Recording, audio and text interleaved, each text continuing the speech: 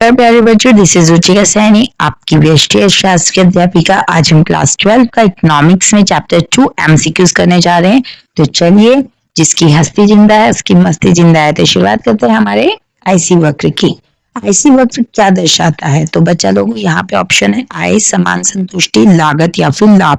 तो आईसी वक्र दर्शाता है समान संतुष्टि को। वहीं अगर हम नेक्स्ट क्वेश्चन की बात करें तो नेक्स्ट क्वेश्चन है आईसी वक्र किस विषय से संबंधित है?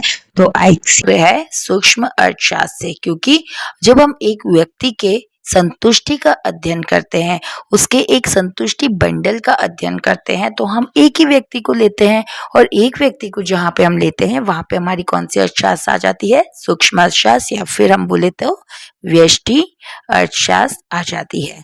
चलिए बात करते हैं नेक्स्ट क्वेश्चन पे, जो कौन सा है आईसी वक्र की ढाल कैसी होती है? तो हम सभी जानते हैं कि आईसी वक्र कैसे बनता है, कुछ इस तरीके से नीचे की ओर गिरता हुआ। तो इसकी ढाल कैसी होगी? इसकी ढाल नकारात्मक, या फिर हम कह सकते हैं इसकी ढाल कैसी है? इसकी ढाल उत्तल है। अब यहाँ पे हम बात करें नेक्स्ट क्वेश्चन की, तो वो आ जाता है हमारा आईसी वक्र किस नियम पर आधारित होता है? तो बच्चा, आईसी वक्र सीमांत प्रतिस्थापन दर पर आधारित होता है। कैसे?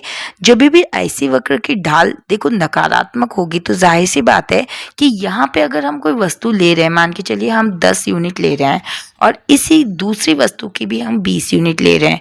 अब अगर हम इस वस्तु की एक मान के चलिए 15 यूनिट ले लेते हैं, यानी हम बढ़ा देते हैं, तो हमें दूसरी वस्तु की यूनिट कम करनी पड़ेगी। तो यहाँ हमें दूसरी वस्तु कितनी ली? 10। अब ऐसे ही अगर हम उल्टा करें कि अगर हम इस पहली वस्तु की अगर यूनिट कम ले लें, यानी 5 यूनिट हम सिर्फ लेना चाहते हैं, तो हम दूसरी वस्तु की यूनिट बढ़ा सकते हैं, यानी कि हम इसे 30 ले सकते हैं। तो ये क्या है? ये क्या है? ये चेंज हो रहा है, यानी आपको एक वस्तु का अगर त्याग करेंगे तो दूसरी वस्तु की प्राप्ति होगी। दोबारा देखिए, अगर आप एक वस्तु का यानी कि डेल वाई का आप यहाँ पे क्या कर रहे हैं? त्याग कर रहे हैं, तो आपको किसकी प्राप्ति होती है? डेल एक्स की। और इसे ही हम क्या कहते हैं? सीमांत प्रतिस्थापन दर। अब बच्चे, इसका अगर फॉर्मूले की बात करूं तो सीमांत प्रतिस्थापन दर का जो फॉर्मूला है वो जाता है del Y upon del X, और आपके एग्जाम में ये पूछा जाता है। अब जैसे मान के चलिए यहाँ पे मैंने एक तालिका बना ली और एग्जाम में आ गया प्रश्न, क्या अगर आपको यहाँ पे दिया गया है कि ये y है और ये x है।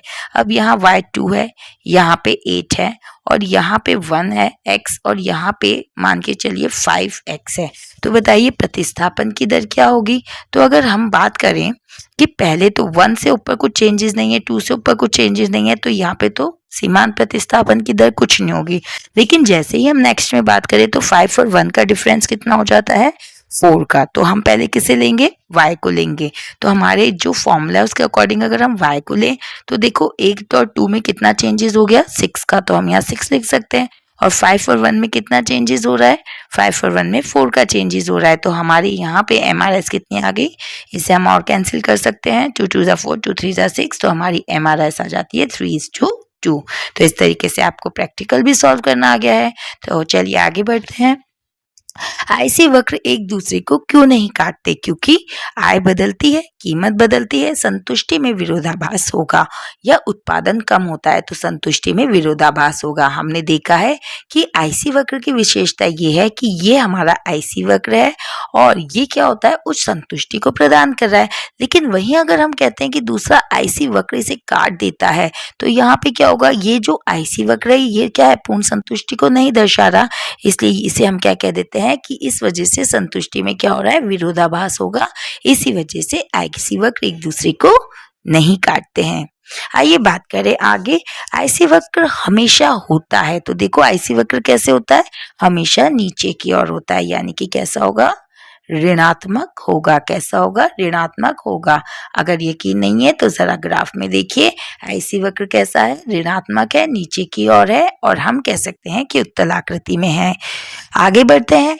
उच्च आईसी वक्र क्या दर्शाता है? तो देखो, अगर ये मैं आईसी वक्र 1 बना लूं, अब मान के चलो पहले मुझे इस आईसी वक्र पर संतुष्टि होती थी। यहाँ पे मान के चलो मैंने बंडल 1 और 1 का यूज किया, यानी x1 वस्तु की एक इकाई और x2 वस्तु जो दूसरी वस्तु है उसकी दूसरी इकाई। अब अगर मैंने इस आईसी वक्र को और ऊपर बना लिया, यानी कि ये हो गया मेरा IC2 और यहाँ पे मुझे बंडल मिलता है 2 और 4 का। तो हम कह सकते हैं कि 1 और 1 के बंडल से 2 और 2 का 4 बंडल ज़्यादा मुझे संतुष्टि प्रदान करेगा। तो जाहिर सी बात है कि जो उच्च आईसी वक्र है वो क्या दर्शा रहा है, उच्च संतुष्टि को। तो हमारा उत्तर क्या होगा, अधिक संतुष्टि। तो आप लिख सकते हैं अधिक संतुष्टि कौन दर्शाता है, अधिक संतुष्टि उच्च आईसी वक्र दर्शाता है। क्यों, चले आगे। अगर आपको इतना क्लियर हो चुका है तो आइए बढ़ते हैं। आईसी वक्र नीचे की ओर झुका हुआ क्यों होता है? तो देखो, जैसे अभी हमने बात की थी कि जो आईसी वक्र है वो नीचे की ओर इसलिए होता है क्योंकि अगर हम मान के चलिए ये OX एक्सिस है जहाँ पे हम वस्तु 1 ले लेते हैं, ये OY है जहाँ पे हम वस्तु 2 ले लेते हैं, ठीक है, कोई भी दूसरी वस्तु है। अब अगर हम पहले से ही वस्तु 1 की 10 इकाइयाँ काम में ले रहे हैं तो वही हमको वस्तु 1 की, हम वस्तु 2 की 10 इकाइयाँ काम में ले रहे हैं ना, वही हमको वस्तु 1 की क्या लेनी पड़ेगी, मान लो 5 इकाई काम में लेनी पड़ेगी। लेकिन अगर मैं वस्तु 2 की इकाइयाँ कम कर लूँ, यानी कम ले लूँ, कितनी, मान के चलो 8 ले लेती हूँ, तो वस्तु 1 की इकाई में ज़्यादा बढ़ा सकती हूँ, बिल्कुल बढ़ा सकती हूँ। यानी यहाँ मेरे को अब वस्तु 1 की कितनी इकाई ले सकती हूँ, 15 इकाई ले सकती हूँ, क्योंकि मैंने क्या किया, वस्तु 2 की इकाइयाँ कम ले ली। तो यहाँ पे इसे हम क्या कहते हैं, यदि एक वस्तु बढ़ाने पर दूसरी वस्तु घटानी पड़ती है। यही कारण है कि आईसी का वक्र का जो ढाल होता है वो कैसा होता है, वो नीचे की ओर झुका होता है। तो क्यों, समझ आया आपको? तो चलिए आगे बढ़ते हैं। आईसी वक्र किसका संयोजन दिखाता है?